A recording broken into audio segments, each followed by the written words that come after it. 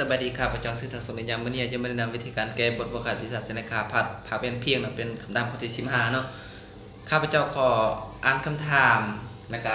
ชี้แจงไปรูปพร้อมเลยในแมนเขาเตรียมรูปตามปรากฏการณ์ของเงินไขบริกเนาะวันนี้เพิ่นว่าตาของคนผู้นึงอยู่ห่างจากนาดิน 1.6 เมตรเนาะวันนี้เขามาเบิ่งอันนี้เนาะ A หา B ในแมนระยะห่างระหว่างตาของคนหาตีนของเรานี่แมน 1.6 เมตรเนาะวันนี้คนผู้นั้นเห็นรูปของดอกไฟฟ้าอยู่ในบวกน้ำน้อยที่อยู่หน้าดินตามที่นอนเนาะแล้วคนผู้นี้เนาะเห็นรูปของดอกไฟฟ้าอยู่จุด4นี่เนาะเห็นดอกไฟฟ้าอยู่บวงน้ำอยู่จุด4นี่เนาะวันนี้บวกน้ำอยู่ห่างจากตีนเรา2 เมตรแสดงว่า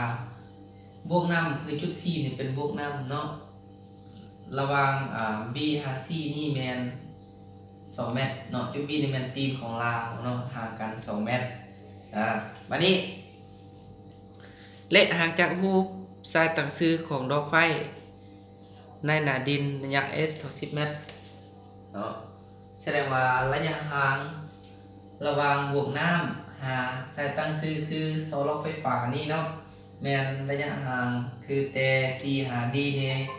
แมนเท่า10 เมตรวันนี้จงคิดไล่ระยะห่างระหว่างหน้าดินฮอดดอกไฟแมนเท่าไหร่เนาะแต่คำถามถามว่าระยะห่างระหว่างหน้าดินฮอดดอกไฟก็คือแต่ D หา C นี่แมนเท่าไหร่คือข้อสอบนี่เนาะวันนี้จากเงื่อนไขของตัวเลขจากปรากฏการณ์ของตัวเลขอันนี้แมนดอกไฟเนาะนี่เป็นดอกไฟแล้วก็เสร็จจากดอกไฟไปทบใส่บวกน้ำน้อยเนาะบวกน้ำน้อยแล้วก็มีแสงสะท้อนเนาะก็มีแสงสะท้อนไปกระทบสายตาของเราในจุด A นี่โดยมุมฮอดกับมุมสะท้อนเนาะวันนี้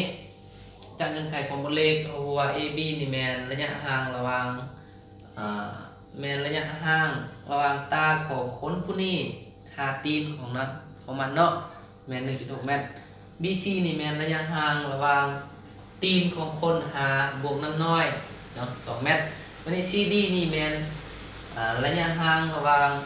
โซ่หลอดไฟฟ้าเนาะและบวกน้ำน้อยแมนเท่า10 เมตรวันนี้ให้เอาคิดไล่ DE แมนระยะห่างระหว่างหน้าดินฮอดดอกไฟฟ้าเนาะมันเท่าใดวันนี้ส่องหาระยะห่างหน้าดินฮอดดอกไฟฟ้าเนาะคือแต่จุด D หา E นี่แมนเนาะเอามาเบิ่งรูป 3J เนาะเอามาเบิ่งรูป 3J ABC และรูป 3J D E E C เนาะแล้วคิดไล่เฮามันใส่ละเอียดแต่แรกเนาะอัตราส่วนรูปของรูป 3J ลอง2รูปนี้ก็คือรูป 3J น้อยก็คือ ABC เนาะอัตราส่วนของมันคือ AB หาร BC เนาะ AB หาร BC และเท่ากับอัตราส่วนรูปใหญ่ของมันก็คือ DE เนาะ DE หาร DC เนาะวันนี้ทำมาทอนเอา DE คือระยะห่างระหว่างดอกไฟหาหน้าดินนี่เนาะคือเตดีหา C เตดีหา E นี่แม่นเท่าใดจะถอนเอา DE เท่ากับ AB หารคูณให้ AB คูณให้ DC หารให้ BC เนาะแทนค่าต่างๆ AB เอาก็ฮู้แล้ว